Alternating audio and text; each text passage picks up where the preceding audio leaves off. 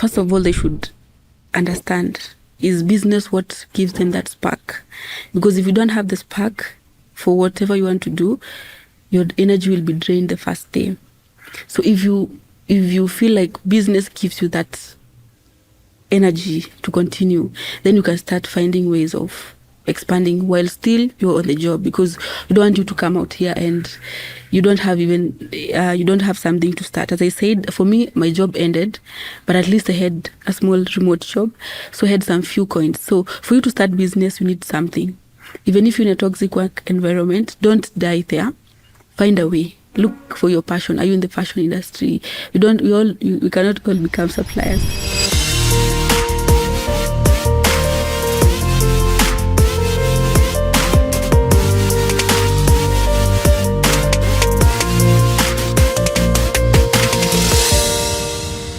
Welcome to The Bold Path. I'm your host, Lucy Wanjiko Jenga. On this podcast, we get to hear of amazing stories of entrepreneurs who have taken the bold path. And in this, we hope you get inspired and motivated to get on the journey if you're not on it, and also to keep going if you are an entrepreneur. I'm really excited for today's guest. She's an amazing young woman who has taken the bold path. Thank you for coming, Esther. Please tell us who you are and what you do. Thank you so much, Lucy, for having me. And to our viewers, my name is Esther Wangare Kiboke. Esther is the CEO of two companies, which are way too separate, but the goal is entrepreneurship. One is a supply company called Josera Limited. Another one is a handbags fashion company called KIBO Limited. Josera Limited? Josera. Mm-hmm. Interesting. What do you do with Josera? What do you supply? So Josera is a broad-based supply company that is not limited to specific things, but currently we are doing farm fresh produce, and we are acting as a bridge between the farmer and the market. And groceries, the whole, like, I can get carrots, I can get mboga, and how do you do this? Is it online or do you have a shop? Right now we are working with tubers. That is our focus right now, because we've realized... What tubers? Yeah. Please explain. Tubers. Tubers. By tubers, I mean potatoes, tomatoes, and onions. That is what we are focusing right now. Okay. And our customer is the retail chain. We supply to the retail market in Kenya. So probably you have bought one of my products in one of the retail stores. And do you have a shop or you do online? We don't have a physical store, and we don't deliver. Right now, we're not delivering to the doorstep. That means we are not online currently. Okay. But what we do is that we pick products in large supply from the farmers and take them directly to the major retail stores in Kenya. So I just pick and drop. That is basically my business. And who are your big markets right now? Currently, we are working with Carrefour and Quickmart, and to some extent as a third party with Naivas. I would want to know how you got there. So that would be the premise of the whole conversation. But I would like to know, were you always an entrepreneur? Mm-hmm. When did this entrepreneurship bug catch on? Mm-hmm. Did it come when you were a child? Mm-hmm. Like, when did you make your first money because you sold something for a profit? When I was in campus, entrepreneur mind had not kicked me when I was still in school, I can say that. So I've not done any business from campus onwards. But what I used to do is I used to support my dad and my mom, my late dad and my mom. And we used to grow products in our farm. And every evening we could see people come in, buy from us. And so I think that is where my entrepreneurial journey started. But going to school, I didn't have that opportunity because I was a book girl. I did so well in school, especially in my high school and in my campus. I was index 1, so that tells you I got some good marks. Wow. And also in campus, I managed to get a first class. So that tells you I was a book person. So I didn't have a window of doing business. I was also in leadership, especially in the Christian Union. So I had books and leadership. Okay. So coming out of school, that is when I realized I am a business person. And that happened when I got my first job. After 1 month, I can't really put a figure into the months, but I remember very well I never did so long. like I never stayed so long in my job. My first job I worked as a receptionist, but I could still feel there's something wrong with me being there. That is in Thika. And then I thought maybe it's because I'm not doing something that is in line to my career, because I did food science. So I started hunting for my job, like that one that suits my degree. And that's when I got a job in a consultancy company. And I thought I will settle because I've gotten a job that suits my career. Surprisingly, I did not. When I was still working in that consultancy firm, I used to do something on the side. And that's when I started learning skills. I started learning graphic design and doing posters for people. Okay. So I'm on the job, I'm supposed to like do what my boss says. But in the evening, I'll do those skills. I learned graphic design while still there. And surprisingly, again, I did not stay. I felt there's something still missing. So COVID hit, the job started going down. Okay. And my boss started traveling abroad for work, and I was left in the office. And I was like, something is wrong somewhere. So surprisingly, one morning, I'm not saying I'm not a good employee, but I'm trying to bring us to a story to just show you how my entrepreneurial journey started. I'm a very good employee and I do very well and I get an opportunity. But now you see I'm in the office alone. My boss is not there. You are only two of you? Yes. Sometimes I will not get the pay because the boss will be like, we never worked this month. And you see, it's just, I'm so fresh from school and I want money. So one morning we had a discussion, we had our meeting, we planned our week. But I told her, my dad is calling me home. He wants us to do a family business. A family business that was not there. Yes. And she was surprised because I was a very good employee. I used to do everything. She could entrust me with the office. She travels and comes back and everything is intact. If I was supposed to do the trainings, I could do them myself very well. And that is when I left. And I started my first business. And that was selling food to Thika. Thika is a developing county. Is it county? Yes. Yes. So there were so many buildings near our office and people used to buy food from the vibandas. And one morning I told my friend, not even that day, previously, I used to hint to her. So during lunchtime, I could go to her place and just eat from there, but learning a few things. So that morning after telling her my dad is calling me for a family business, I left. I just dropped my resignation letter and left. And I joined my friend. I told her, from today, we are going to do business with you. And with the little savings that I had, we bought our first stock. That is the basic. Before we get there, wow, you have taken us very fast. I'm trying to rush. No, there's no need to rush. Yeah. You tell us the business, the angle of business or the way you saw business was because your parents were in business. Is this still in Thika? My family is in Nakuru. I'm born and raised in Nakuru. In Nakuru. Yes. So they are farmers? Yes, we are farmers. You're farmers. Yes. What do you grow?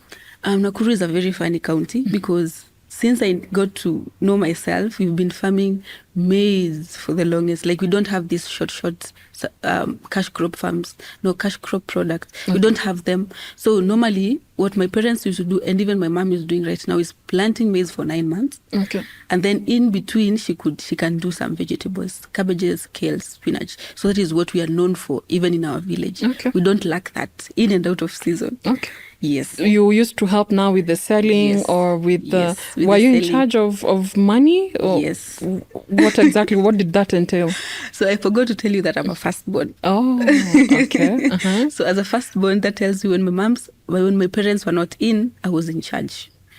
So I knew how to get the bunch sizes when I was still very young. So somebody could come and buy bunches, so many bunches. And with my tiny hands, I could make sure that I've gotten the right bunch sizes. Did you have to pick from the farm? Yes. The vegetables? Yes, they're standing there or they're joining me and we pluck. The skuma. Yes. So my bunch, I knew how to get the right bunch sizes when I was still very young. And you knew also the pricing? Yes. How much was a bunch? 10 shillings by 10. And 10 shillings by 10 was a lot of money. True. And also the cabbage headers, I knew how to determine the one that is mature yet. So that's where my love for business started, and also knowing how to calculate, give back change, and tell my mom, today I sold to this and this person, this one paid, this one never paid. So you got the money acumen from that. Yes. But when you went to school, you knew you wanted to give your all to school first. Surprisingly, I wanted to be a medical doctor. Okay. Interesting. So I think I can also tell you that story. Yes. So being an index 1, the school expects you to get the best grades. True. So that is the year when exam was really stolen. I don't know if that's correct English. We stole the exam. Well, how do we term it? I don't know how we term it. Mokenya. Yes. Leaked The in exam was Mokenya. leaked. Funny enough, people knew about the exam leakage, but I didn't know how. Okay. They knew if they gave me the leakage, I could beat them. Okay. Being a lady in a mixed school, there's a lot of conflict between you and men. And you dominating, men feel like you're competition. A threat, yes, a very big threat. And I was so consistent with my position. Okay. Since Form 2, I was until Form 4.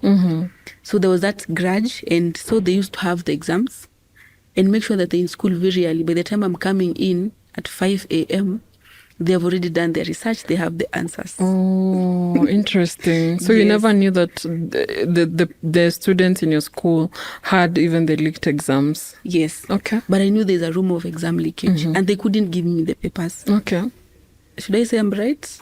No, let me not say I'm right. But I had read for the exams. I was ready. Being consistent with your position means you have interacted with your books properly.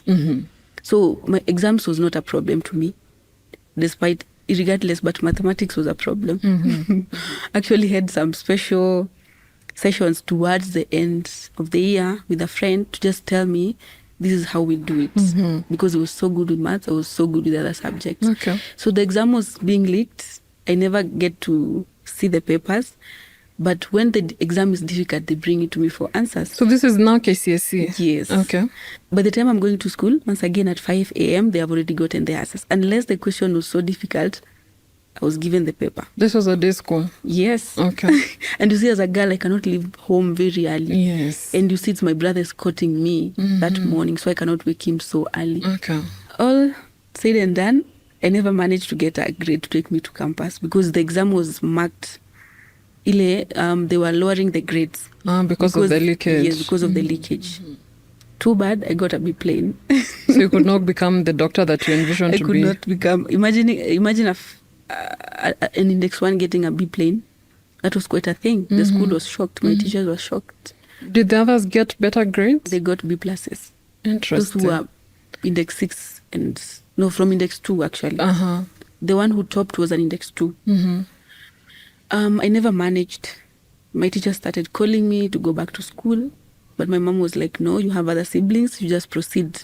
We need you out of this. Yes. We need to take care of the others. That's how I proceeded. And before even going to campus, I had to go work for someone in Thika, yes. And she was a lecturer. And I asked her, what if I just take a diploma in nursing just to feel the doctor thing has come to life? She said, no. If you have managed to get a grade to go to campus, you just proceed. And I proceeded. My neck bent because I knew now I've lost everything. Like me and medicine, we are done. And since that was your goal, then you feel so destabilized. Yes. I had to look for something that is close, and that was food science and nutrition. Okay. So I actually took food science and nutrition because of the nutrition bit of it. And I thought it will take me to hospital. Which it did only once. I'll tell you how.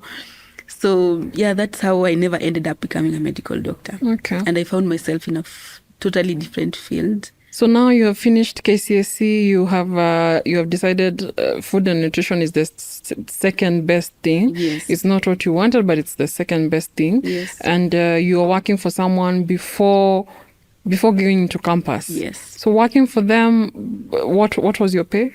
I was working as a receptionist in their laundry business. That's when laundry businesses had started. Yes. And it was booming all over. So she called me and told me, I'm starting this business. Can you come and work as a receptionist?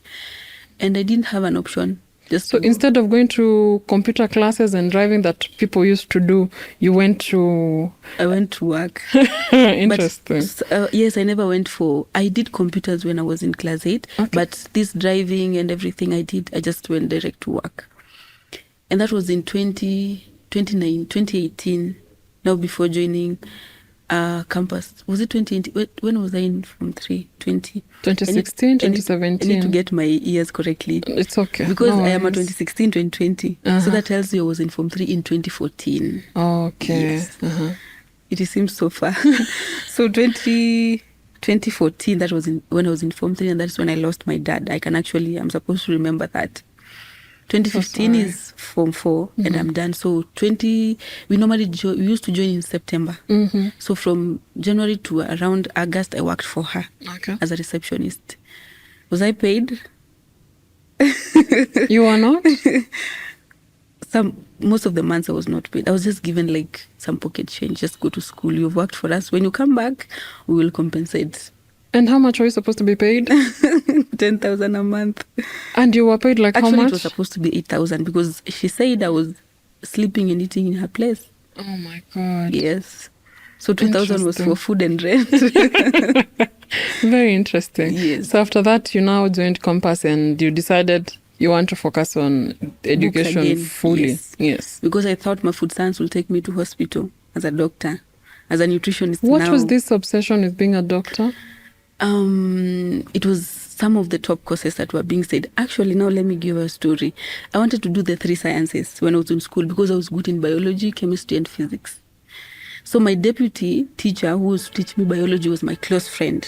So he called me aside and snatched me from the other teacher.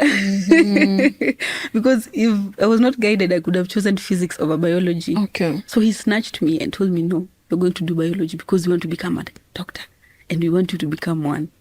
So you see, my physics teacher was so furious with me. Actually, we never ended up becoming friends because of that decision. Interesting. Yes. So because I was in a day school and a mixed school and it was not even county. It was a village school. We never had the option of doing the 3 sciences. So I ended up choosing biology because I want to become a doctor. So this idea was from the teacher? Yes. Not that you saw someone and wanted to be He fed me with the information that you're so good in biology, which I was. Yes. Actually, I never scored anything below a B+. Wonderful. Practicals and theory. So in my head, I got to realize that now, Esther, you are supposed to be a doctor. You are supposed to be a doctor. So I never took physics because of that. So that is where the obsession for becoming a doctor came from. So now your campus, you're doing food and science, food and nutrition. Science and nutrition. Food science yes. and nutrition. How is it? You're only focusing now on just school. Yes. Don't tell me anything else. Nothing else. Yes. Okay. Then you finish. I finish. I get to first year. If I tell you I went to the library the first week, I did. Wow. Because I was so serious. And focused. I knew where the library was. The first week I was admitted. Get my things to the hostel, go out looking for the library, nothing else. Just that is what I saw. And I found one library and I was so consistent with it. It bore fruits because all throughout again, I scored first classes until the average was a first class. Yes. Now you finish, do you go back home? Or what is the next step after you finish uni with a first class? And people with first class, even the school has very high expectations of you.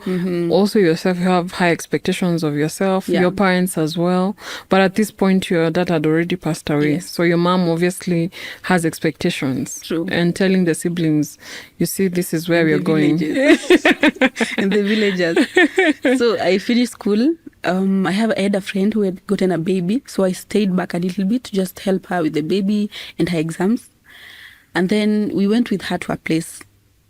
And I told her I'm not going home. I'm just staying here for a few days, and then I'll figure out what to do.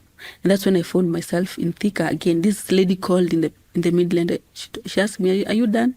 I told her yes. She even knew how to time the time you finished school. Yeah. Very invested in your journey. Yes.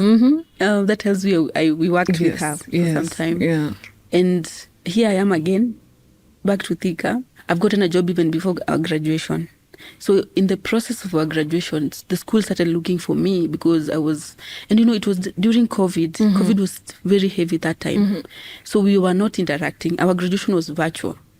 So one of the wife to the vice chancellor called me and she told me you need to make a physical appearance because you are among the top students. So we were supposed to just have a small group and we make a physical appearance just to make the graduation, to mark the graduation. Yes. So they looked for me. I went back for the graduation. I told them I don't have money. They told me, just come. We are paying for everything. I went for the graduation, but still working. But now this time I'm not staying with the lady. I had moved to my place. So she still has the business, the laundry business. Yes. So this time I told her, I'm not going to stay with you. Or she suggested that I stay alone. And again, I got a few things, started life. And now I'm working. So now this time she was paying on time and Yes. paying the full amount. She was paying on time. And but still 10,000. Yes. Okay. She was paying on time because now you see I'm living alone.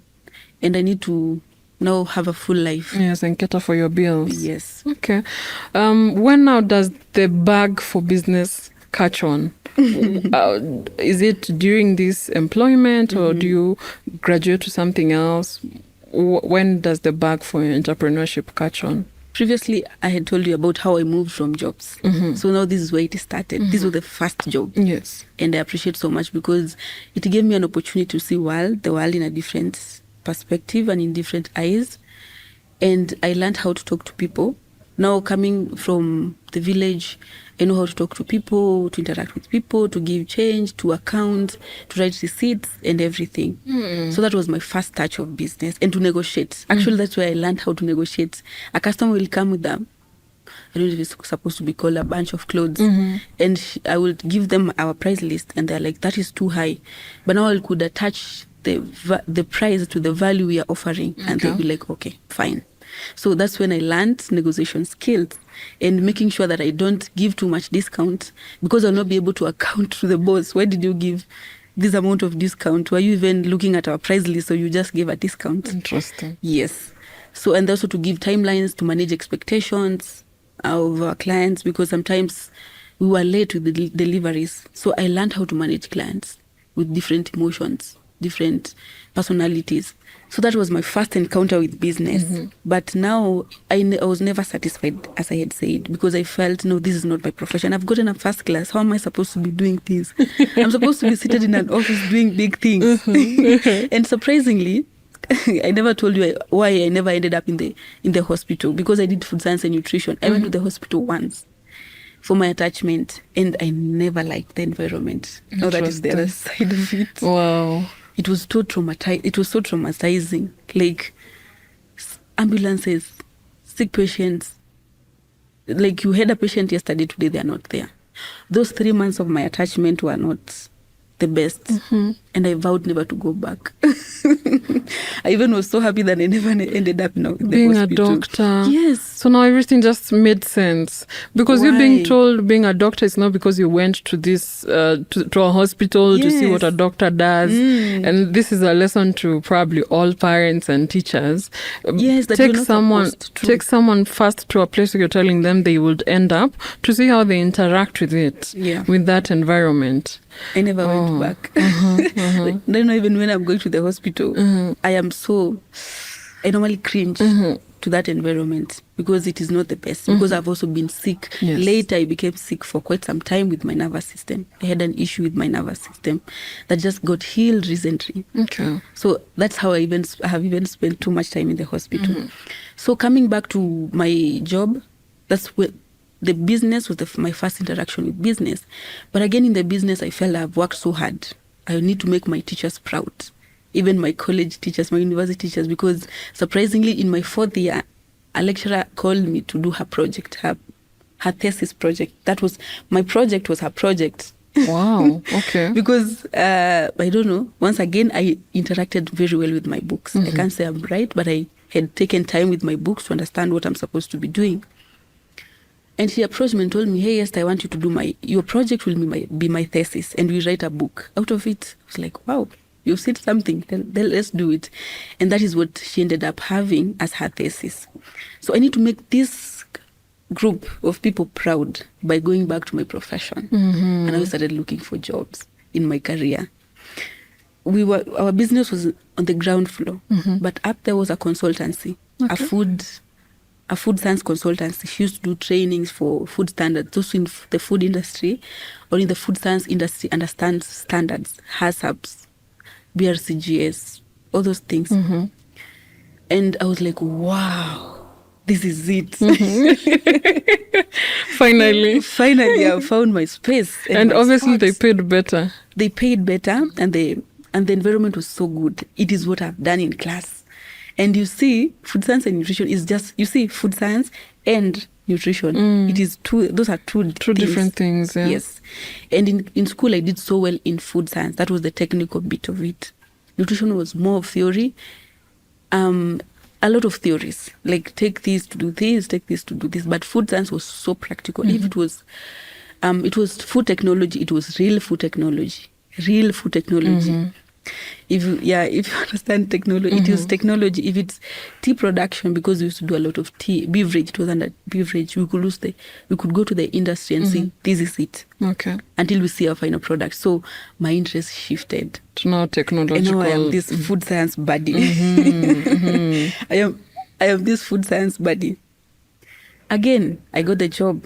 In my first sitting of an interview, I approached and I told her, I've been referred to you by so and so, and I'm interested to work with you because I met a stranger. I'm so good at asking. I'm so good at asking and talking to people, and I'll tell them. It's also how we met. Yes. So that we met a few weeks back. Yes, and we talked, and I told you who I am. Yes. So that is what I used to do. When I was seated there in the business, I could see there's a wazungu who had a company in Machakos called Baton and Bamba.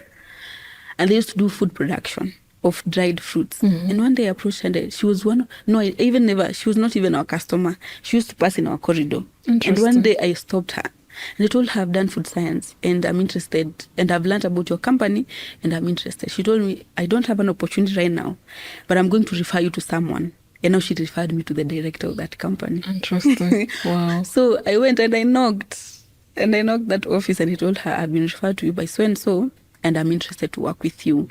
And she told me, can we have an interview tomorrow? And I said, yes. I went there. We talked just the way we're having a conversation. Yes. I think she read my mind and she saw some passion and interest and the energy I had for food science.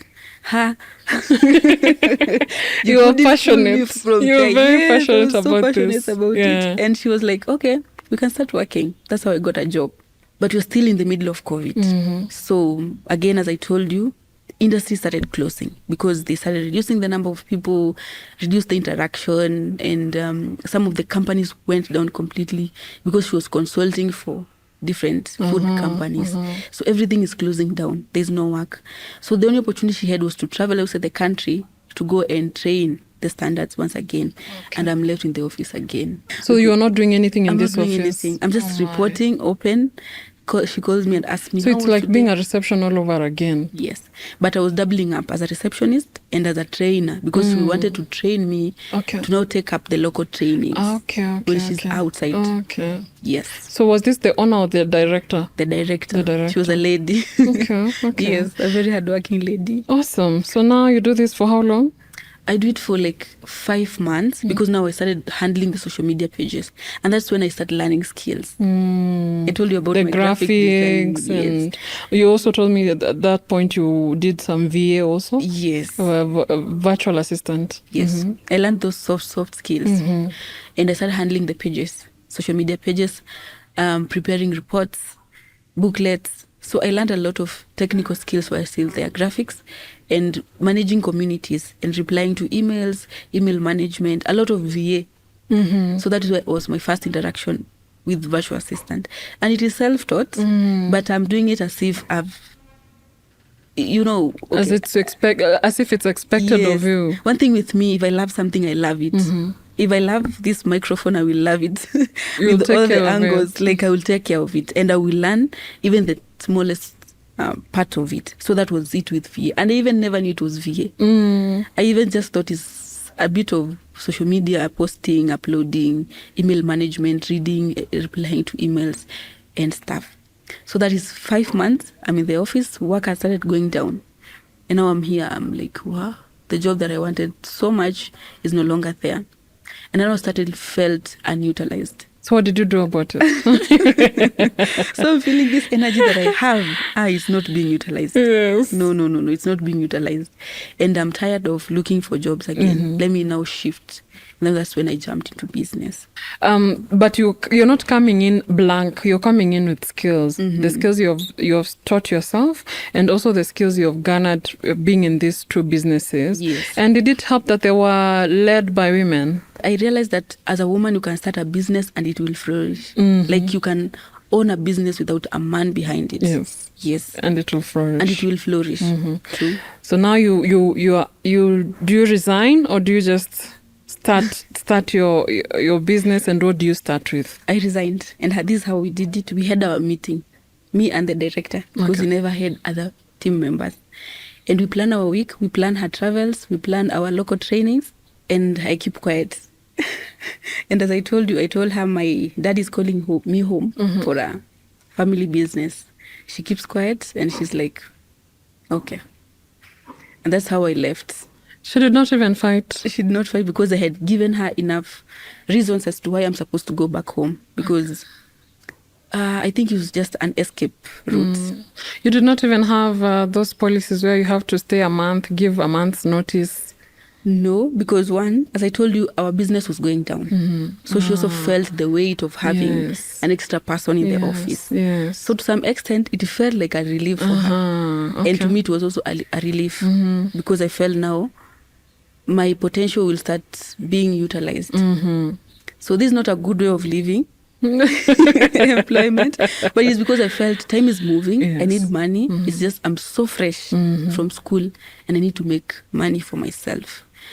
And this time I never thought of a job. I thought of a business. And as I had told you about my friend who was running a food business that was not so much developed. It was a kibanda, quote unquote, because as I told you, Thika was still developing by then. Okay. And there was a lot of construction. So people used to come there to eat. And this day that I've left, I didn't go home. I went to her place and I told her, I'm now joining you. And she was like, what? But psychologically, I was preparing her slowly by slowly. And she was surprised that it was that soon. It was that soon that I've left. She expected some time. Yes. It was that soon that I've left, even after telling her about me wanting to leave. And she was like, okay, we can do this. We expanded her business, because I'm now joining. With my little saving, I had to buy some. You had saved from the 10,000 salary that you were also paying for your house, and how much had you saved? My house, that tells you my house was a bit cheap. I know. I'm really curious. How much had you saved? You know what the savings came from? It was close to. Actually, we had just left. It was like a week after end month. And you know, I am not spending. First, once we have a challenge of spending, especially on ourselves, we don't. We don't. Our focus is so much to other people. You, as long as you've eaten and you've paid your rent, you're good to go. You can take 5 years, not 5 years. You can take a long time before you just even buy yourself a new clothes. That is how selfish we are with money. And that is not a very good relationship with money. True. Something that I'm now learning right now. Relearning. Yes. These days, I've had a habit of even intentionally speaking to my finances, talking to them and even apologizing at some point, because I realized now there's a bit of, we develop a toxic relationship with money, such that instead of money coming to us, it's running away from us. It's something that now I'm becoming more conscious with it. We tend to hoard money. Yes. And that is not a very good relationship with money. True. Yes. It will fly instead of coming to you. Yeah.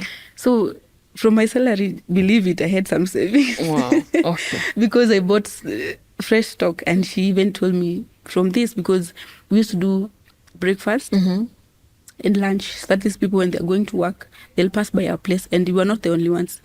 We had a few. I don't know if you have seen this setup of a developing place that has a few vibanda. And vibandas for food. Yeah, for the food. Vibandas. So you set up one, and people start saying, okay, so this is a business model, and you become a whole sort of a line of people working in such a way that food. when your food is done, you can go to your neighbor and tell them, hey, I have a customer. I don't have 2 chapatis, please give me. That was the setup. Okay.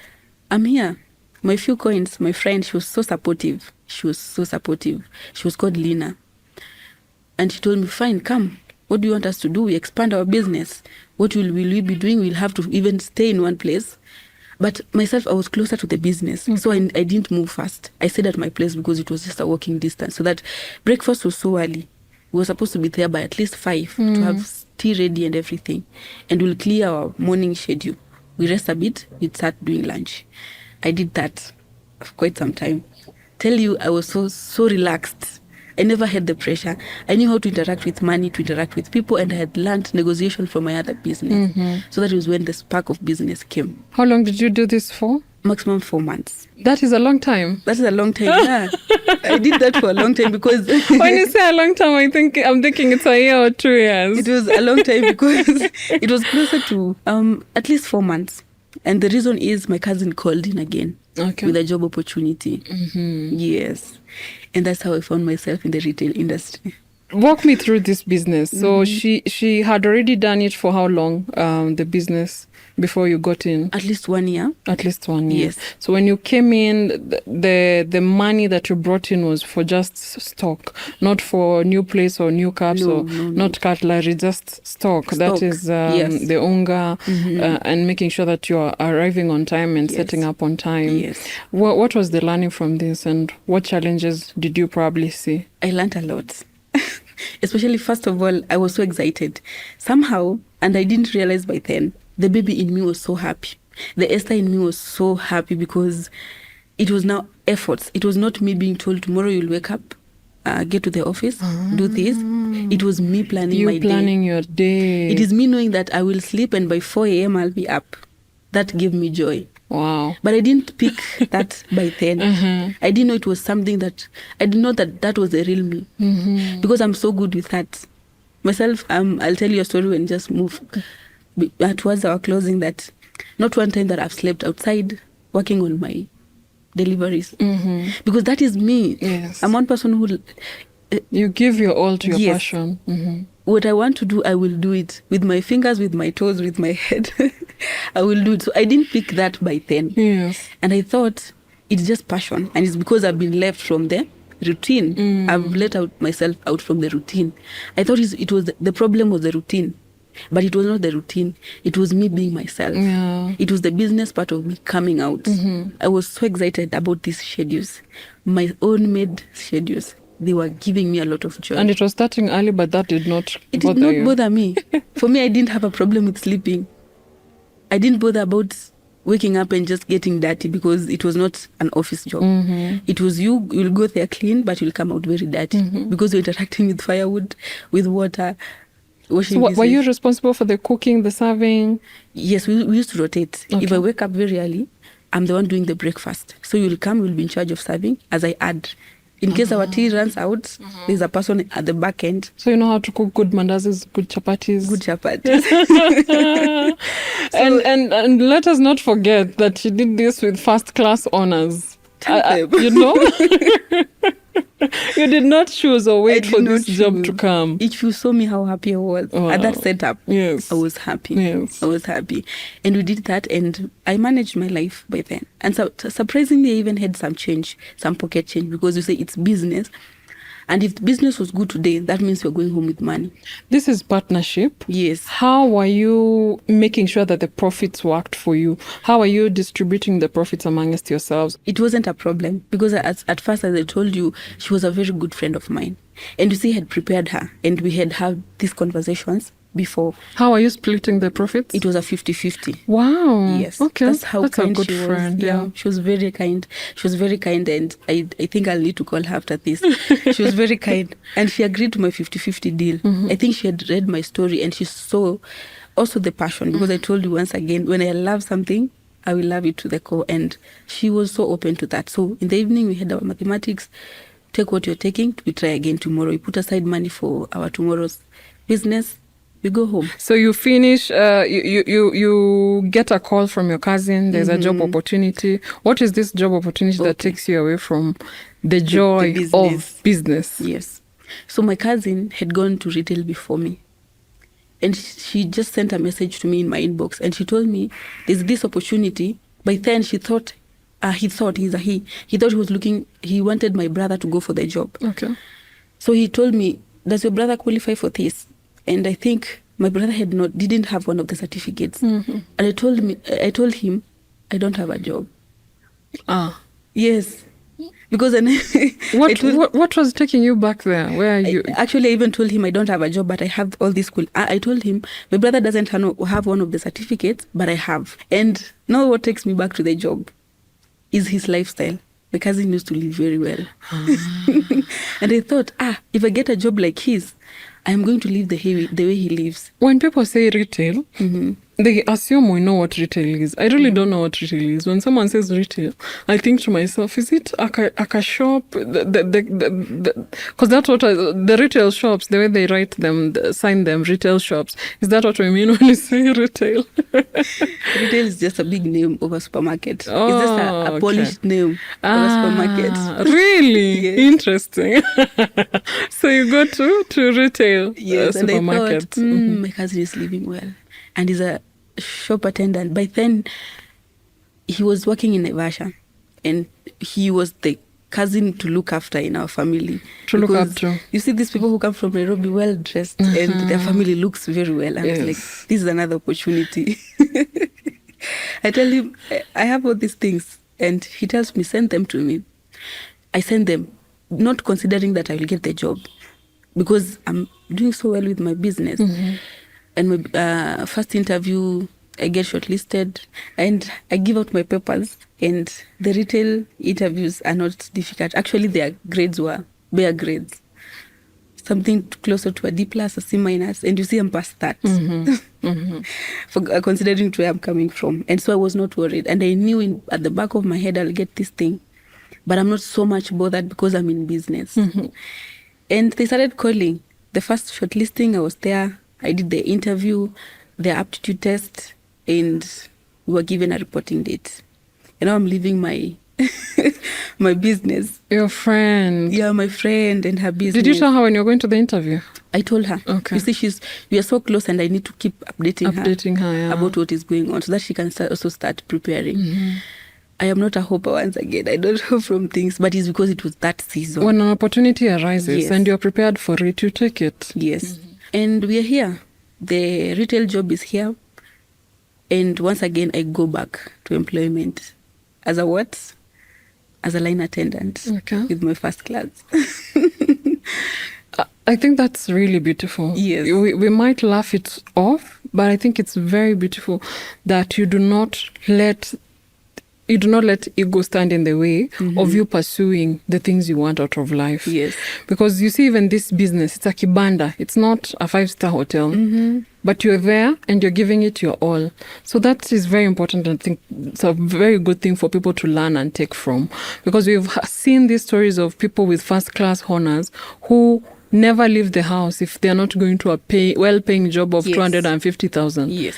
Who even gave you that idea? You have to start from somewhere. Yes. So for that, I really commend you. And it's something that it shows you value. There are things you value, and probably you'll tell us what are those things that you value that have guided you in the path that you've been on.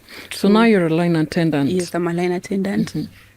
I go meet my fellow graduates. I was so surprised because as a line attendant, I expected it's not a bad job. It's not. But what the society has done, it has taken some jobs and given them to some people who have a certain level.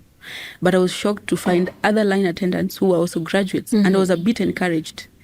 And what happened? I started working. Actually, I got the job. I was posted in Rongai. That was where I first. Interesting.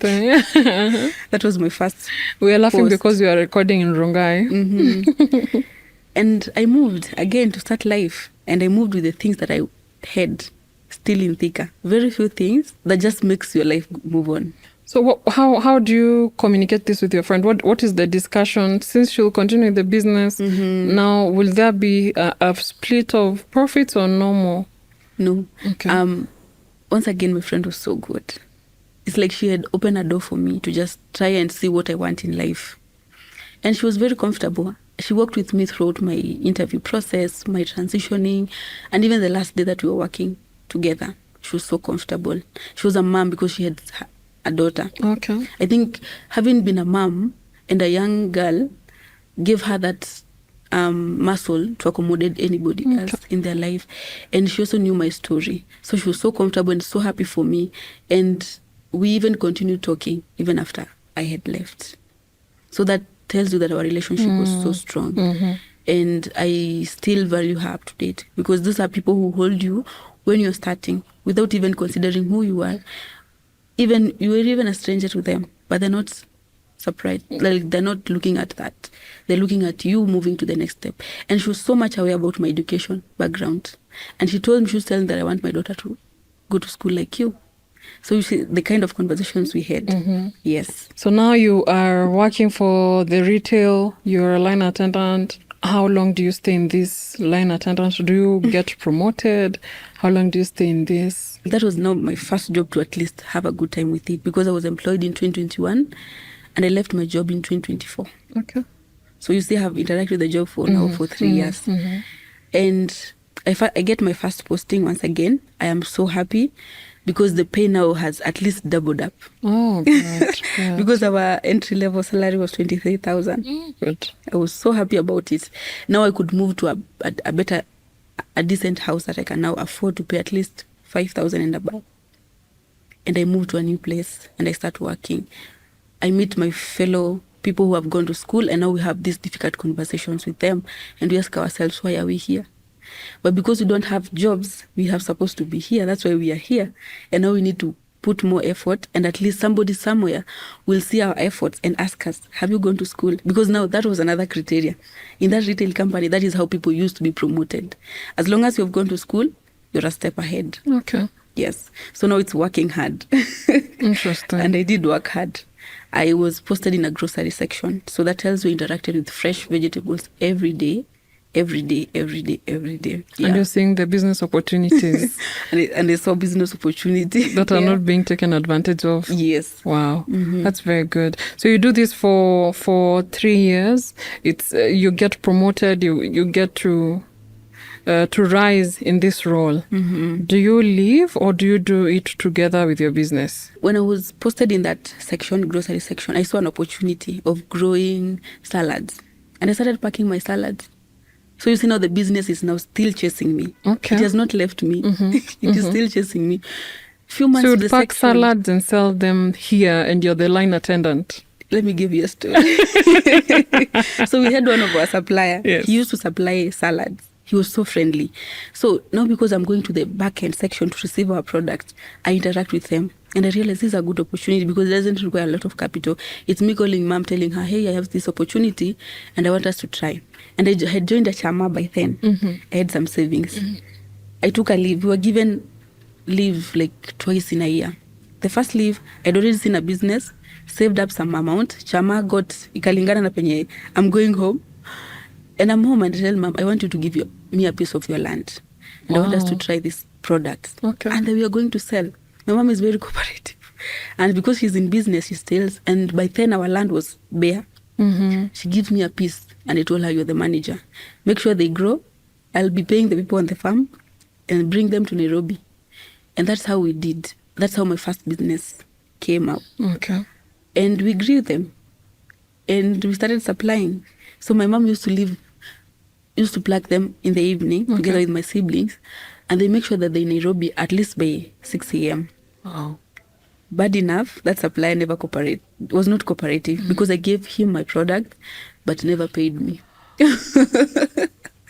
Oh, That's how no. my first business died. Yes. Oh, no. So was it another partnership, or you were selling him the produce for him to buy back? Yes, I was selling to him, them to him in bulk. And I told him, I'm going to sell you at a cheaper price because you will do the branding and the packaging.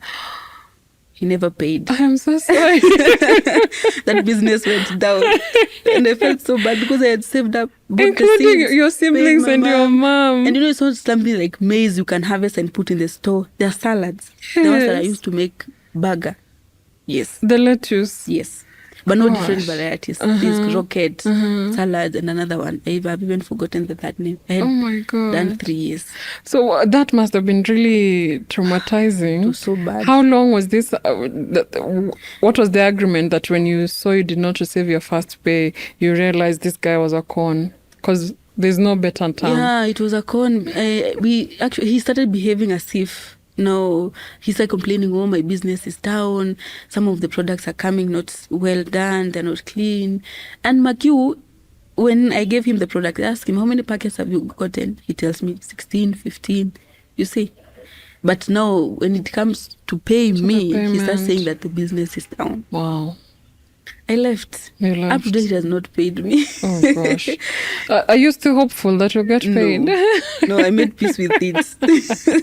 So that is now now we are on business number 2. Yes. Because this one was with your friend and this one was another partnership. Yeah. Do you continue with Farming. with farming, or do you let it go? So when my mom realized nothing is coming out, she slowly started telling me, now you need to use my farm. And they just continued the procedure with the farm. And actually the seasons for planting had started. So I was comfortable because anyway, I cannot be there to supervise and this guy doesn't want to pay me. Mm-hmm. So that was the first year of my employment. I was still very new and very That is fresh. the first year? Yes. Wow. And you've already seen business deals? Yes. That tells you the business was still looking at me like this. Yes. Yeah. The bag is clawing at you. Yes. Mm-hmm. Mm-hmm. So do you go to the next business? Or? No, I didn't go to the next business after this one has failed. And I actually told myself it's because I'm not there to supervise. So I slowed down. I took a back seat. Okay. And now I started studying at the businesses. So what I used to do, when a supplier comes, I will interact with them, get their contracts, know what they're doing, understand their margins, where they're getting profits from. Slowly, not knowing that this is what I'm going to do somewhere as we'll be speaking. Still in the food produce? Yes. Okay. So as I'm selling, because I was a salesperson. Salesperson means get the products, make sure the suppliers are on time, give them orders on time, make sure they deliver on time, get the products, arrange them in the shelf. You see how you get into a store and the store is well done. Now I'll be getting in and thinking of you. Yes. There are people behind that. Yes. There are people who wake up very early. There are people who send orders. There are people who coordinate orders. There are people who make sure that you don't get dirty things on shelf. Mm-hmm. So when you see a supermarket that is clean, there are people behind. Because we will come and see clean people in front and the other people at the back. So I used to alternate that. You could find me today, I'm a salesperson, and you could find me tomorrow, I'm at the back end. Okay. Yes. Now you do this for the 3 years? I do that as a salesperson, I do that for at least 1 year because I started feeling uncomfortable. That was 2020. I joined 2021, around 2021, August. So that is 1 year, 2021, 2022, 2023. I started feeling, time has come. I took a break. I was given an annual leave. I went home and I told God, as usual, if you don't get me out of this place, we are going to resign. Wow. Yes, because I felt, now I have done enough. And again, that feeling of my potential is being underutilized started kicking in again. Oh. Yes. And that by now you have this self-awareness where you understand the cues, you're feeling what is happening around you. Yeah, I've been paid as a salesperson. But then most people feel uncomfortable but still stay in their jobs. Why were you not staying? You see, when a voice kicks in my head, it will be so loud until I take an action. So middle of 2023, I started feeling this voice. Actually took an annual leave, went home. The first day of my annual leave, a friend of mine who was also rooting for me because he knew my background in food science and he knew I understood food standards, saw an opportunity of a regional position. And he sent me and he tells me, I have seen you qualify for this. Please, please, please apply right now. And because it was online on my phone, just fill a Google document. Still in the same supermarket, retail? Mm-hmm. Yes, still in the same but a bigger position. Mm-hmm. And I apply. I stay and I wait for the shortlisting. And he worked with me through. Good luck. Okay, I think my background gave me an upper hand. Okay. Because whatever was in the requirement was about food safety. Mm-hmm. Somebody who has a knowledge of food safety standards, and somebody who has been in my department as a line attendant, but in the grocery section, because it was a bigger role in the same department, but in the head office. So you get the job? I get the job. Mm-hmm. But you're still uncomfortable? Or you are now feeling this is a renewed... I am so excited because now I've gotten a bigger challenge. Uh-huh. As a young person, I was the youngest actually, getting into a bigger office, getting a regional role, I felt bus. I left the line attendant thing, go to the office. Yes. But no, I was not sitting at the head office. I was based in a region. These several regions. But we used to name them with roads. So maybe Thika Road. Okay. Wayaki Way. Such things. Okay. So I'll not mention the regions because somebody will understand where I'm coming from. That's okay. But I was given several regions. Yes. Did you continue? For how long now did you do that for? I did that for since now 2023, a bit of it, because we joined around September, the whole of 2024 up to around November. Something happened. And we got some. I was so happy actually with the role. I used to do my best. I used to meet deadlines, projects, sales, everything was a check, because you see now it's a new role. I have the energy and I'm going in challenging with a lot of energy, and it's very challenging. And now I'm assuming a bigger role with very little experience. So I need to think very fast. I do it very well. My region's perfect. We get the sales, we hit the targets. I coordinate the team, the managers, the people in the branch, and also the head office. I do it for now from 2023, 2024 around, I left in November, around October. Something happened in our office, at the bigger office, and we were told to step back. Yes. What? Yes. So that must have been hard. Yes. Loss is still loss. It doesn't matter if it's a loss of a business or loss of work. Yes. How do you navigate that? Towards the end of our, like when we were being told to step back, I've had some issues feeling like I have started to outgrow this place. Okay. Or it was some conflict that was coming in and I felt a bit drained. And I was starting to think, hey. Are you able to tell us what the conflict was? It was a leadership conflict. Yes. Okay. It was more of senior-junior conflict. I was so much on the spot. And I started feeling like it's too draining, and this leadership is now becoming a bit heavy on my shoulders. So to some extent, I started slowing down. My performance went down a bit. But I used to push so that I make sure that the deliverables are there. But now time has come, we've been told to step back because of some conflicts at the top. And some vetting need to be done. Oh, wow. Yes, for the whole office, starting from the seniors and the whole group. But for you did not take this as a bad thing. It seems because of the voice that was coming again. What did you do? I was open. Okay. If we could have been told to step out, I could have stepped out comfortably and not look back, because I felt, again, something is still chasing me down. I never told you that when I got the promotion, I started a business. I got an opportunity to start another business. Oh, good. And it was a dressmaking business. Okay. Vitenges. And I started sewing vitenge, but I don't know how to do it. I got somebody to do it. Somebody sold to me an idea. They were selling their shop. I don't know if I made a wrong decision or I made the right decision. She was my friend. She does my designs. And she was also another friend. I think I've found friends in this business journey, people who are so open. So one evening I go home, I used to pass by her place, and she told me, I'm thinking of selling my business and I'm thinking of you. Will you be interested? Hey, the business in me cannot say no. And I don't have money to buy the business. I cannot say no. I said yes. And she just showed me how the business was doing on a daily basis. And I was like, yes, this is a good idea. She sells me the stock and the shop, and even the person who was inside there. I didn't have money, but I mobilized money and managed to pay. And the business started doing very well, extremely well. In such a day, I could just look at my phone. That's a refreshing M-Pesa message. Used to pop up, and I could feel like this is the direction. So you see now, business again is still haunting me down. I got the job, and I thought it's a bigger job.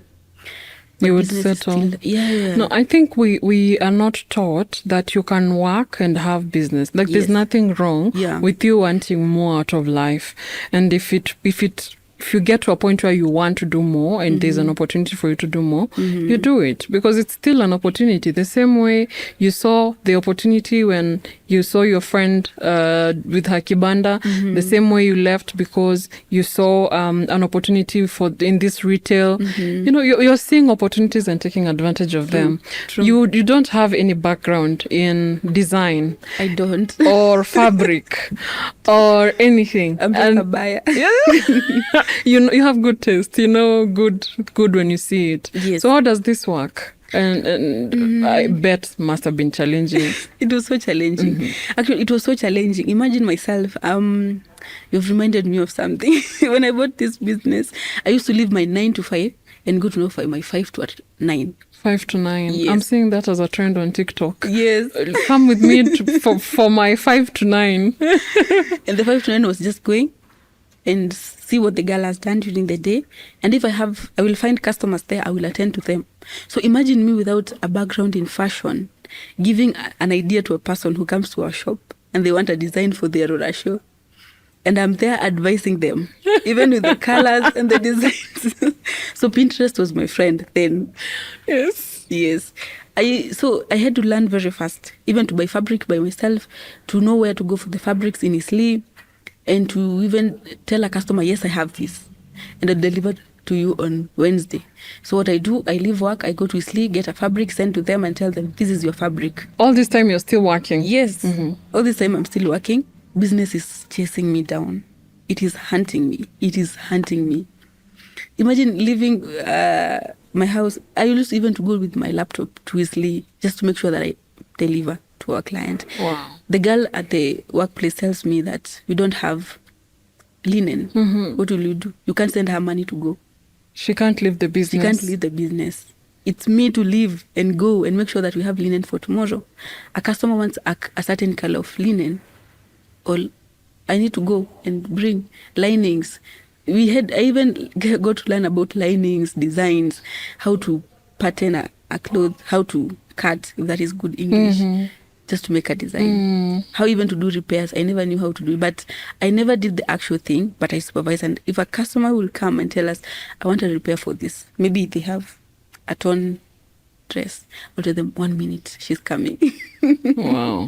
Maybe she found me there and I don't know how to do it. You know what I'm liking from this, and I think it's very important for our listener to hear, is that you might not have all the money that you need to start a business. Yeah. But you are employed, or you can get employment where you can save enough for you to get into business. Yes. Because I know most people don't start businesses because they don't have capital. But if this is something that is in you, then you can save towards it, or save enough so that when an opportunity arises, you already have enough resources for you to get into. Yeah. Very important for you to note. You might be really good in business, but you don't have the resources. Go get into work, get the resources that you need, now get into business, or do both at the same time. Exactly.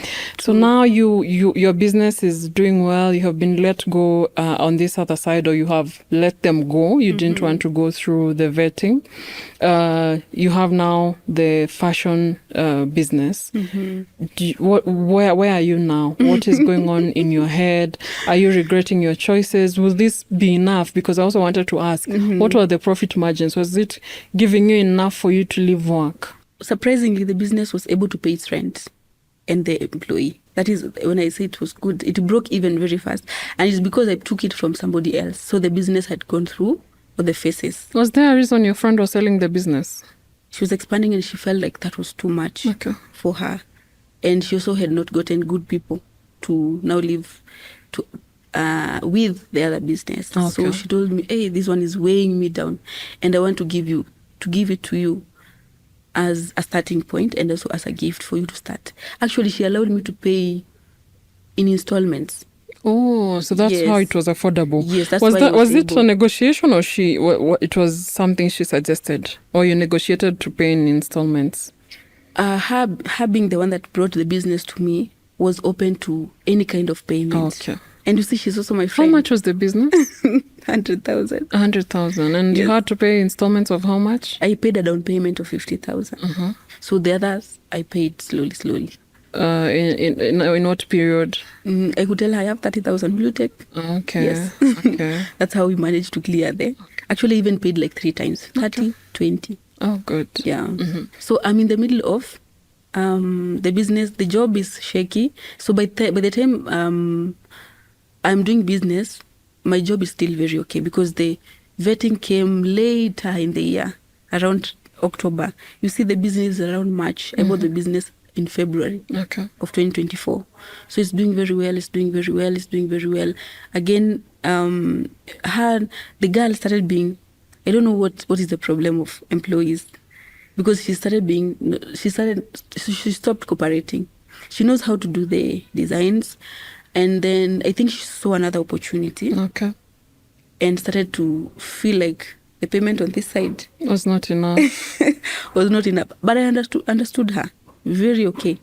And I learned that she's starting to not come on time. Maybe she was going for some interviews or something. She was expanding her horizons. Yeah, she was also seeing something good. And you see, by this time I cannot hire. Yeah. Because I even don't know what a good tailor looks like. I relied on my friend and told her. Maybe people in the comment section will say that was a bad decision. Somebody will say that was a bad decision because I rushed. Yeah. The problem with us serial entrepreneurs, we don't look back. When an idea kicks in your head, you will actualize it and learn on the way. Learn on the job. Yeah. Make mistakes on the job. Yes. Hire on the job. Fire and on the learn job. from the mistakes. Yes. So to some, that's a bad decision. Because you see, I was given a business full of everything, even the employee. I was not the one who hired her. I was given the business with everything, including her. So this time I'm working. She started misbehaving. She opens late, closes sometimes too early. Maybe will not keep the records correctly. So I started feeling the weight of my business. And I told my friend, this business is now draining me a bit. And then by then I had some family financial constraints. So it was becoming too much. It was becoming too much. So I had one option. To close it down. To sell the business again. Oh, the entrepreneur in you. Yeah, Good. because now my brother, we started having some needs in the family that required huge amounts of money. And the only asset I had by then was this business. And I was like, it's a good opportunity for me to resell it for a better price. Yeah. That's what I did. Okay. So it's around around May, July, that season when I sold it again. I've not given up on business. I'm still, the thought was still there because I felt so bad. I'm selling a business that was doing so well. And I felt like I've lost a part of me by selling it. Yes. Yeah, because when you get into business, these daily M-Pesa confirmations give you the momentum. And then you'll never look at your paycheck or your payslip. Your payslips now becomes savings. Good. That is it. So I had gotten used to that lifestyle. Okay. Yes. So now you leave your job, you sell the business. What do you do? So my job, that is around July. I'm still working, but now the vetting started in October once again. And we were told there's something we're trying to vet because retail is a bit tricky, especially when they notice some inconsistency and also some funny behavior in the department. And now this is it's a renowned retail and it's doing so well. And the structures are so strict. And we were told we have started noticing this and this with the top leadership. The office needs to be closed for some vetting. Do you know for how long we closed? A whole month. Wow. That is in October. And we were told, now you guys step out. We need to align some things. And do you know, we even went for hearings, disciplinaries. It was a whole chaotic thing. It was chaotic. I left my house. Yes, I went to live with a friend. Oh my. Because depression started coming. Is it because of the vetting, or is it because you're not making a living, or you don't have business? I was not making a living. Okay. And we were not paid because our salaries were held. So I left in my case house. They need to recuperate their losses. Yes, that is in October 2024. I'm not making a living. I can't tell my mom that this and this is going on because she will panic. My friends are the ones who knew, my colleagues and my close friends.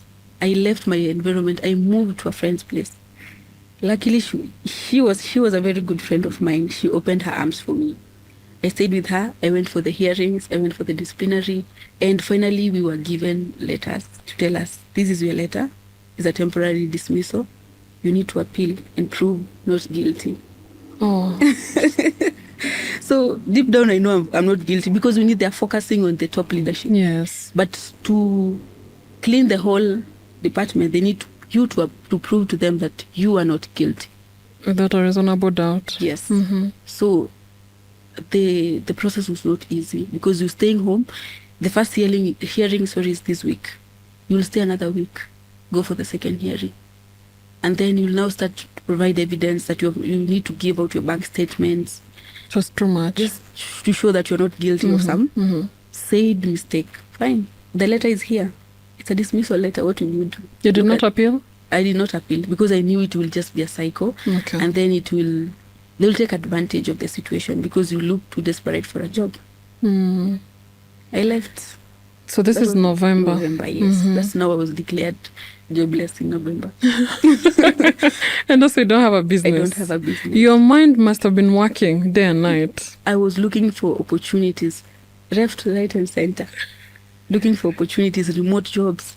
I got a job that, I got another job, but it did not stay. So that one, it was just a temporary job to just keep my mind going. It was a remote job as a sales rep. Yeah. So when do you now start the retail, you call it the grocery? Yes. In retail shops. When does this start, and how do you even get money for it? So I had another friend. When I was in the regional position, I used to interact a lot with suppliers. And one friend comes to me and tells me he wanted to expand his meat supply business, and now connect me with another friend of mine. And they strike a deal. Well, I'm seated there because I was so good with connections. And I tell him, I know someone who can support you in this. Can we meet him, the three of us? And while seated there, that is when he brought the idea of, you are doing so well when you are at your job. I think this is something you can do. Can I take you somewhere? And I say, yes, you can take me somewhere. And he takes me to one of the retail stores in Parklands to just go and tell them. He even coached me on what to say. He told me, you're going to say that you farm potatoes and cabbages. Mark my words. And tell them that you have them in bulk and you're going to give them with good prices. That is in January, because I stayed the whole of November with my friend, hearings here and there. December, I used it to look for remote jobs, and I got one temporary job. So he told me that is what you're going to say in January now when we get to January. And that is what I do. I told him, know how to speak. I spoke my mind. And they told me, go and bring us samples. And I give them samples. The first retail store took my samples but never got back. He now told me, I'm sending you to a second place. Go and say the same thing. The second place I go, they ask me, what do you have? I tell them I have potatoes and cabbages and I farm in bulk. Do I have? I don't. You have faith, you have hope. I have faith and I have my voice. This second place tells me, go and, do you have? What if we give you an order of 1 ton? Will you deliver? I told them, yes, I will. In the back of your mind, where are you thinking you would get this if you were asked for a ton of potatoes? So, when I was still at home, I used to visit farmers in Flyover.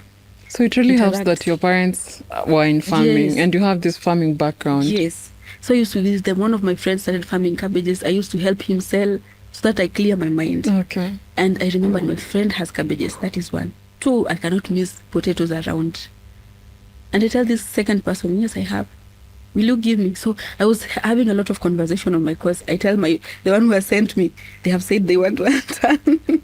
And they tell me, how much are they giving you? What are the prices? I tell them 50 shillings. And he tells me, negotiate. And I negotiate. So I negotiated for my first delivery, potatoes and cabbages.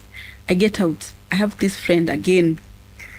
He was also working with me, and I tell them they have given me this order and I don't have the money. Please, can you support me? And he said, yes, I'm going to support you. And I had also some money from my remote jobs. So I did some sum up. I did my first delivery. It was a mess because I had not known about the quality. Oh. I had not known about the quality. I looked for a driver that evening. I looked for products that evening, and I delivered the following day. I delivered late. Oh. Because you see, I'm doing it today. It's like a today and tomorrow thing. So I'm on the farm very early in the morning. I get the potatoes. I buy cabbages. I went to the farm. They delayed us a bit, and we're also very careful on quality. Hey, we got lost on the road. Oh no. We delivered late. They were closing. They were just making noise. Did they And then take them? They took them. Oh, good. But they told us to just sort. And we did sort those things. You had to And sort them. I had to. Is that your work even as a supplier? Yes, because they had asked you. You know, I went with very good samples. Yes. Because my friend told me, whenever you're going, carry samples. Okay. And my samples were good. We sort them. That evening, I delivered around 1 ton of potatoes, 500 kgs of cabbages. That was good. Wow. That was good. That was the really starting good. point. And we have done business with that partner for so long. Later on, I just got other people. Now I don't look for clients. They look for me. Wow. Long story short. Wow. Yeah. I don't know. I know you're as inspired as I am. And, you know, you see this produce when you get into supermarkets, but you never think of the person who is behind them. Yes. Or the business that has been contracted to bring this produce to the supermarket for your convenience. I also like the quality that you get in supermarkets. And you taking that plunge, you know, taking that bold path of saying, I have this when you don't Yes, have I said it. I have. Saying I can deliver Yes. when you don't even have the money and you're fresh off, you know. You actually probably you are working now with one of the retail shops that fired you or let you go. Yes. So that part is applied. Those people who know me will be shocked, but yes. I have to say I'm quite inspired. So what are your profit margins now and what are you thinking for yourself? Those are some of the challenges where you're getting late. You don't have the things you're saying you have, but you find a way to bring them. Yes. Are there other challenges that are coming up, though it's a bit soon? Yes, there are a lot of challenges, but when you love something, you don't feel the challenge, because one of our challenges is sourcing and getting reliable farmers, because now I work with farmers directly. Sometimes the produce in the farm is not of the quality that is required. For you to find something quality in the shelves, it must have been quality in the farm. From the farm. So getting that quality, that first grade, has been a challenge, because farmers just farm for the sake. Because they have not been introduced to this fast market. So that has been our biggest challenge.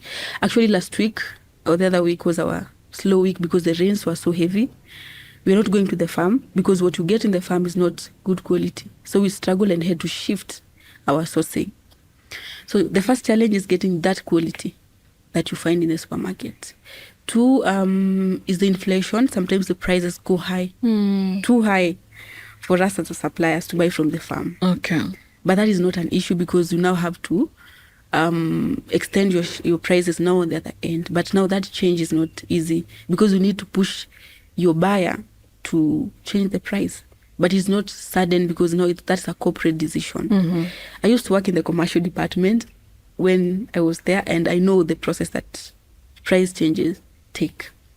So 1 is quality, 2 is the price changes, and also sometimes I stay up late at night in the farm with my team to make sure that we are sorting. And I cannot leave them, so I need to be there. So that you're taking something that you said you'll take, yes, the quality you said you'll take. True. You cannot make a call and say, hey, you guys, sort for me 10 tons.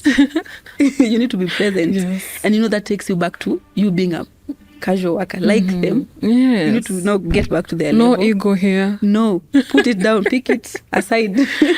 You put your makeup when you go back to Nairobi. Yes. But that is not a challenge because it's something that I love doing. So it's just now putting down your degrees, your education, and allowing yourself to get dirty. No? Yes. You get the dirt that you need to get. I'm so inspired. Now, let's say today or our listener wants to get into this space of retail. What would be your advice? Where do they start? How do they even start? Partnerships work very well for you, but there are people who don't even know how to do well when it comes to partnership. What would be your advice and can you start small and grow into it, or you have to have a particular chunk of money or a source of this particular money for you to maneuver and excel in this field? I started small because, I don't know if 2 tons is small, because that was my first delivery. That was my first order. I was given an order of 2 tons. But as I grow, I've realized that the more you deliver, the better the profit. So it's okay to start small. Very okay. You with 2 tons is okay, 500 kgs is okay, because from there you're able. And then the good thing with this business, you don't have a lot of taxes, and you don't have a lot of walk with us even before you get to a place where you are getting the order, the first order, whatever the measurement is.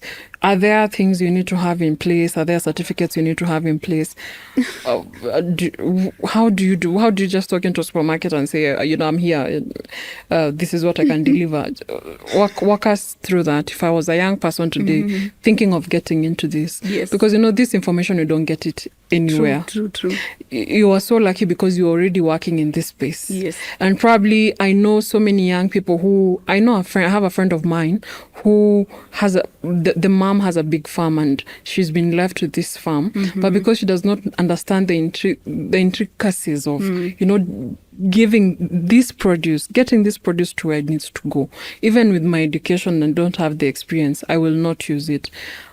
What would you advise her? How can she get the tubers from her house all the way to the retail and to get her money, and what even that time looks like? So first, for a person to get into this business, you need to wear your confidence first.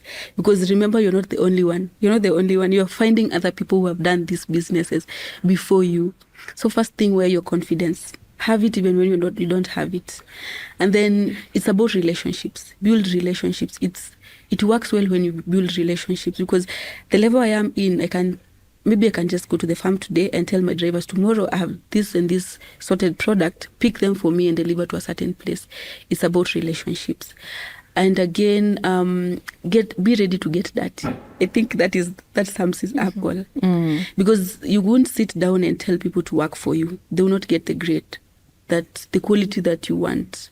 So you need to send, I don't want to say send yourself. You need to put yourself in front of your business and do the dirty. Yes, do the dirty work. You see how farmers do? Put on that overall and say it is me and my business. And your gumboots. Don't mind about resources. Sometimes I realize that when you have the will, the universe somehow works away for aligns for you. So for me, finances was not a problem. The only thing I needed is somebody to tell me, go there. And also get someone who has already done it. Right now I'm working with a friend of mine. She resigned. She told me, Esther, I'm resigning. And I welcomed her into this business.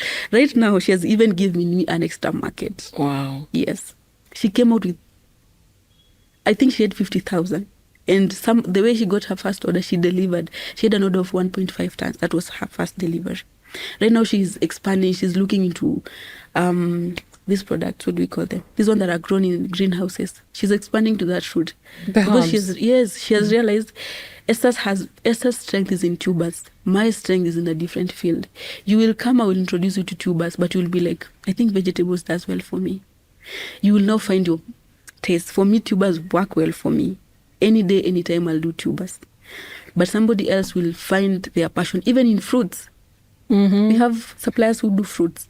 You don't have to come here and get dirty with tubers. No, you can become a fruit supplier. One of my mentors does fruits. And within 5 months in business, he had bought her business vehicle. Wow. And he's incorporating. Wow. So you see, it's what you want and what works best for you. My friend is now taking that route. I will remain in tubers.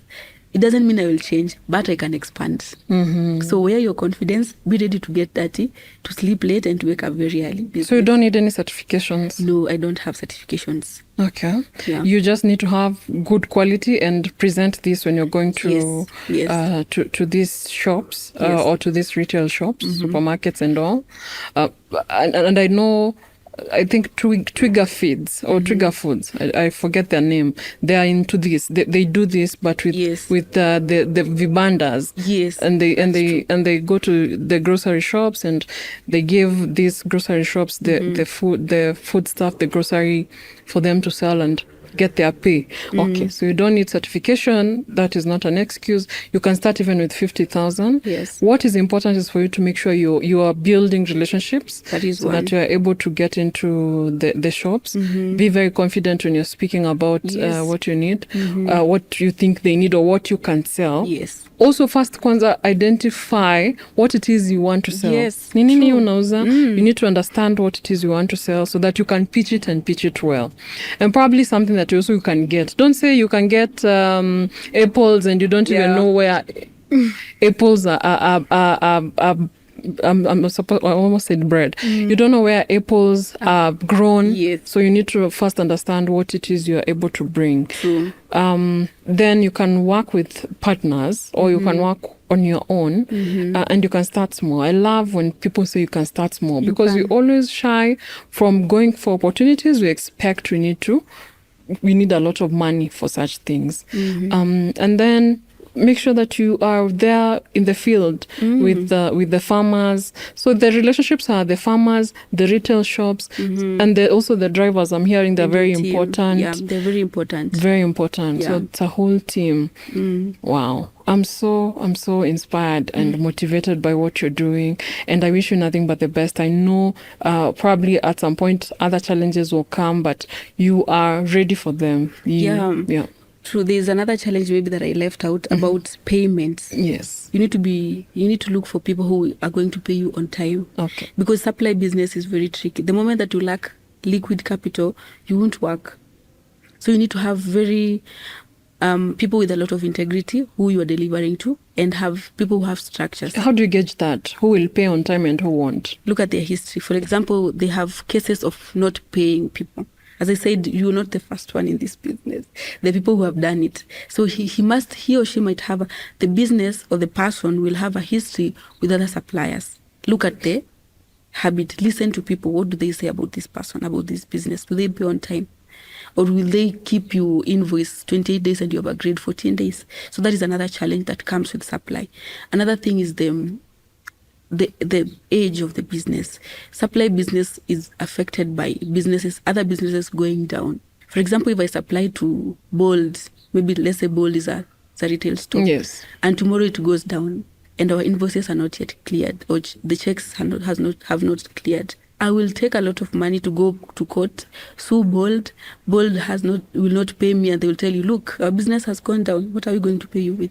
So what would be ideal? Do you go for a business that is 3, 5 years, 6 years? What is ideal? I will advise a business that has been there. And if you're working with a business that is still very new, let it be cash on delivery. Okay. Yes, so that you don't have to wait like, hey, 14 days, Bola has not paid me. So the right amount of time to wait is 14 days? Yes, that is the actual in the market right now, especially with big brands. Yes, it's 14 days. Awesome. Anything else? So I invite everybody who wants to be a supplier. It gives you a lot of freedom because we don't work throughout the week. We don't work through I can supply. I actually start working from Wednesday. Monday, Tuesday, I'm not working, maybe 3 days. So it's very flexible, and you can scale up. How? You can become a farmer. Right now I'm farming potatoes 1 acre. Oh. Because I want at some point, I will not now be buying. I will not be getting it from my farm. And this is 3 months into the business? Yes. Not even 3 months yet? That is January and now. And Feb? Yeah. And now we are in March? Yes. Wow, okay. Yeah, so it's possible to scale, it's possible to work. Don't fear. Don't say that you don't have a vehicle. I don't have a vehicle myself, but I have my own drivers. So this sounds like really good business, and I bet you have something to tell someone who wants to start out. But before you encourage them on how to go about this, have you had mentors on this path, or the partners also act as mentors? So I had mentors, as I had said, because the person who told me go here is in the supply industry. He does fresh vegetables and is also expanding into fresh meat delivery. So you need to have somebody who you have seen walk the journey and they know where the ditches are.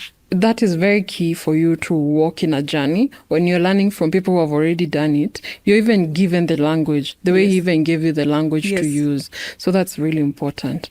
Okay, now I'm a young person, our listener is a young person listening and wondering, probably they're in a toxic work environment or they want to expand.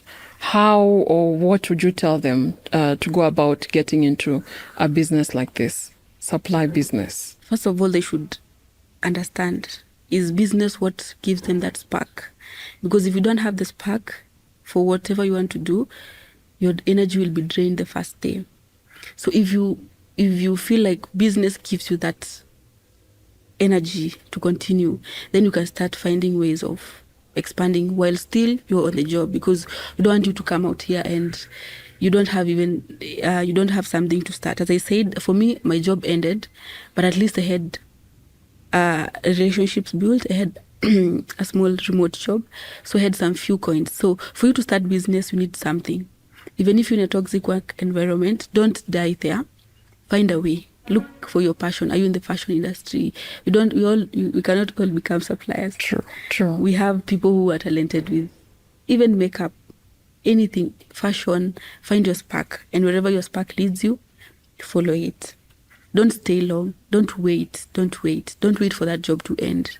Don't wait for you to start going to hospital and realize that employment is not my thing. Don't wait for so long. I normally tell my friends, don't wait. For me, I waited and my job ended. You don't have to wait. You don't have to wait to be like, wow, and I can now go to business fully. No. And also we can see from your trajectory, you have learned on the job. You have learned what works and what doesn't work. Yeah. If you're just waiting for a miracle to happen, for the sign, this is the sign, this is the business, this is what I'm interested in, or this is my, this is what gives me spark, you probably would not be where you are. True. So probably try 1, 2, 3 things, let them fail so that you can also learn where you're going, and, find people, also create that network. That is it. You can't create the network at home. True. In your house. And have you used technology in all this? How has technology worked for you? That is a good thing, because when I was starting, I thought of doorstep delivery. I think it's something I'll work on, or it's a line we can scale as a business. I'm thinking of having a pick and drop business, so that I will need an e-commerce shop, and I'll also use the internet to market my business. But right now I cannot do that because I'll get overwhelmed. You see, I have these bulk customers. So when we scale and we settle down and now the business is moving on its own, we will shift to the internet and now have doorstep deliveries. Wonderful, and I can't wait. I'll be your first customers, that's for sure. I hope this has been motivational and inspirational for you to take the bold path of entrepreneurship. Thank you, Esther, for joining us. We really appreciate that you took your time.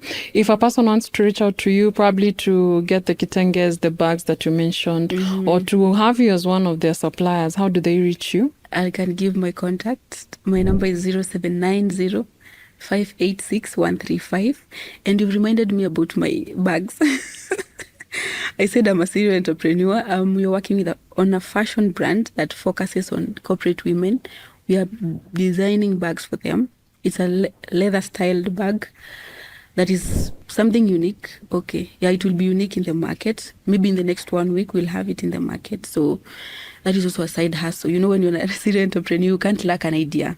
And also, I forgot to tell you that business, I still used to do it while I was working. So you can see how business has been hunting me down. To learn more about our KIBO bags and the bags that we will be releasing to the market, follow us on all our social media platforms at KIBO Bags, Instagram, Facebook, and TikTok. I want to say thank you again, Esther, for making the time and for sharing all these gems that you have dropped for us today.